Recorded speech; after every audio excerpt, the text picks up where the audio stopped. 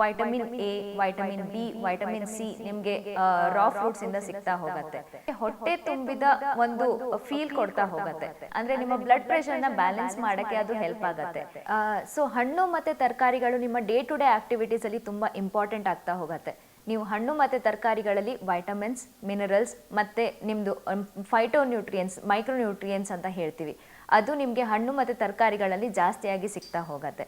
ಆದ್ದರಿಂದ ನೀವು ಪರ್ಟಿಕ್ಯುಲರ್ ಅಂದರೆ ಒಂದು ಪರ್ಸನ್ಗೆ ನೀವು RDA ಅಂದರೆ ರೆಕಮೆಂಡೆಡ್ ಡಯಟ್ರಿ ಅಲೋವೆನ್ಸ್ ಅಂತ ಹೇಳ್ತೀವಿ.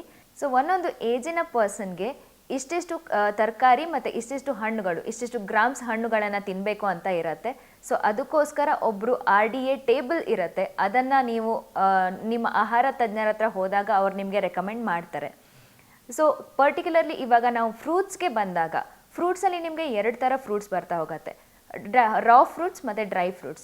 ರಾ ಫ್ರೂಟ್ಸ್ ಅಂದರೆ ಏನು? ರಾ ಫ್ರೂಟ್ಸ್ ಅಂದರೆ ನಿಮಗೆ ಹಸಿಯಾದ ಫಾರ್ಮಲ್ಲಿ, ಅಂದರೆ ರಾ ಫಾರ್ಮಲ್ಲಿ ಯಾವ ಫ್ರೂಟ್ಸ್ ನಿಮಗೆ ಅವೈಲೇಬಲ್ ಇರುತ್ತೋ ಅದನ್ನು ರಾ ಫ್ರೂಟ್ಸ್ ಅಂತ ಹೇಳ್ತೀವಿ. ಸೊ ರಾ ಫ್ರೂಟ್ಸಿಂದ ಏನೇನು ಯೂಸ್ ಅಂತ ಫಸ್ಟಿಗೆ ನಾನು ತಿಳಿಸ್ಕೊಡ್ತೀನಿ. ರಾ ಫ್ರೂಟ್ಸ್ ಫಸ್ಟ್ ನಿಮಗೆ ನಿಮ್ಮ vitamin A, vitamin B, vitamin C ನಿಮಗೆ ರಾ ಫ್ರೂಟ್ಸಿಂದ ಸಿಗ್ತಾ ಹೋಗುತ್ತೆ. ಮತ್ತು ಅದು ನಿಮ್ಮ ವೆಯ್ಟ್ ಲಾಸಲ್ಲಿ ಏಡ್ ಮಾಡುತ್ತೆ, ಯಾಕಂದರೆ ಅದರಲ್ಲಿ ಹೆಚ್ಚಿನ ಅಮೌಂಟ್ ಆಗಿ ಫೈಬರ್ ಇರುತ್ತೆ. ಸೊ ಈ ಫೈಬರ್ ಬೇಗ ನಿಮ್ಮ ಜೀರ್ಣಕ್ರಿಯೆ ಆಗೋದಿಲ್ಲ. ಸೊ ಇದು ಬೇಗ ಡೈಜೆಸ್ಟ್ ಆಗದೆ ಇರೋವಾಗ ನಿಮಗೆ ಸಟೈಟಿ ಕೊಡ್ತಾ ಹೋಗುತ್ತೆ, ಅಂದರೆ ನಿಮಗೆ ಹೊಟ್ಟೆ ತುಂಬಿದ ಒಂದು ಫೀಲ್ ಕೊಡ್ತಾ ಹೋಗುತ್ತೆ. ಅದರಿಂದ ನೀವು ಜಾಸ್ತಿಯಾಗಿ ಪದೇ ಫ್ರೀಕ್ವೆಂಟ್ ಮೀಲ್ಸ್ ತಿನ್ನೋದನ್ನು ನೀವು ಕಮ್ಮಿ ಮಾಡ್ತೀರಾ. ಸೊ ಅದರಿಂದ ನಿಮಗೆ ತೂಕ ಬ್ಯಾಲೆನ್ಸ್ ಆಗ್ತಾ ಹೋಗುತ್ತೆ.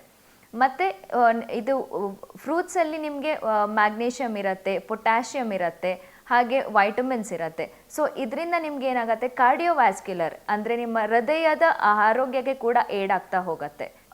ಪೊಟ್ಯಾಷಿಯಮ್ ಬಾಳೆಹಣ್ಣಿನಲ್ಲಿ ರಿಚ್ ಆಗಿರುತ್ತೆ, ಮತ್ತು ಇದು ನಿಮಗೆ ನಿಮ್ಮ ಬ್ಲಡ್ ಪ್ರೆಷರ್ ಮೇಂಟೈನ್ ಮಾಡೋಕ್ಕೆ ಹೆಲ್ಪ್ ಆಗುತ್ತೆ. ಈವನ್ ಕಿತ್ತಳೆ ಹಣ್ಣು, ಲಿಂಬು ಮತ್ತು ಮೂಸಂಬಿ ಕೂಡ ನಿಮ್ಮ ಬ್ಲಡ್ ಪ್ರೆಷರ್ ಬ್ಯಾಲೆನ್ಸಲ್ಲಿ ಅದರಲ್ಲಿ ಸಿಟ್ರಿಕ್ ಆ್ಯಸಿಡ್ ಜಾಸ್ತಿ ಇರೋದ್ರಿಂದ ನಿಮ್ಮ ಹೈಪರ್ ಟೆನ್ಷನ್ ಅಂದರೆ ನಿಮ್ಮ ಬ್ಲಡ್ ಪ್ರೆಷರ್ನ ಬ್ಯಾಲೆನ್ಸ್ ಮಾಡೋಕ್ಕೆ ಅದು ಹೆಲ್ಪ್ ಆಗುತ್ತೆ. ಇನ್ನು ಶುಗರ್, ಟೈಪ್ 2 ಡಯಾಬಿಟಿಸ್ ಅಂತ ಬಂದಾಗ ಇದರಲ್ಲಿ ಇರುವ ಹೆಚ್ಚಿನ ಫೈಬರ್ ನಿಮ್ಮ ಟೈಪ್ 2 ಡಯಾಬಿಟಿಸ್ನ ನಿಯಂತ್ರಿಸೋಕ್ಕೆ ತುಂಬ ಹೆಲ್ಪ್ ಆಗುತ್ತೆ.